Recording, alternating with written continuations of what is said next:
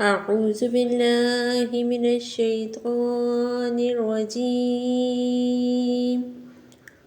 بسم اللہ الرحمن الرحیم۔ ویورز، آج ہمیں پڑھنا ہے کہ حرف اللہ کے نام کو کب پر اور کب باریک پڑھنا ہے، یعنی کب اسے اللہ کہنا ہے اور کب اسے للہ کہنا ہے۔ اس والے نام کو ہمیں کب پر اور کب باریک پڑھنا ہوتا ہے۔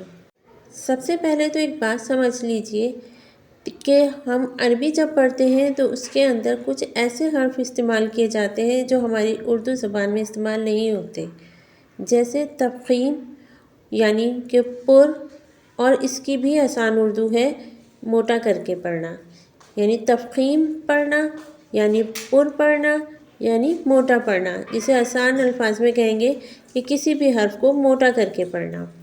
اور ترقیق کے معنی ہوتے ہیں کسی بھی حرف کو باریک کر کے پڑھنا۔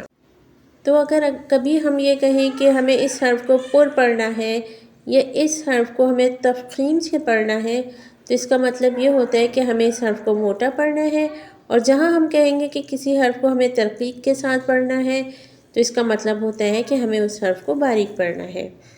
تو ہمیں آج کے اس ویڈیو میں یہ بتانا ہے آپ کو کہ حرف اللہ کے نام کو کب ہمیں پر پڑھنا ہے اور کب ہمیں باریک پڑھنا ہے۔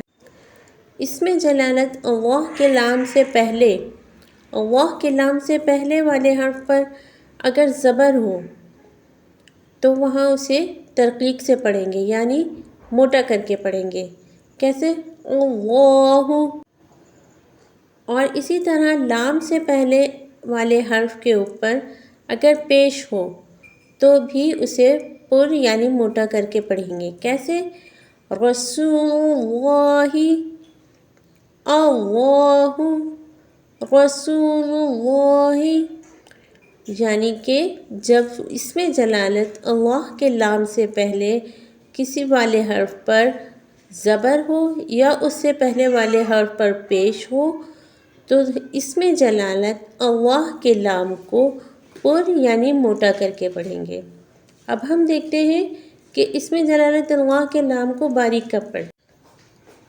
اللہ کے نام سے پہلے زیر آ جائے تو اس حرف کو باریک پڑھیں گے، جیسے یہاں ہے اس لام سے پہلے اس لام پر زیر ہے تو اس لام کو ہم باریک پڑھیں گے۔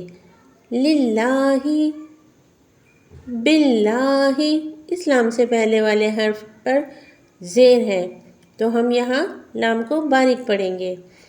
للہ، باللہ، بسم اللہ۔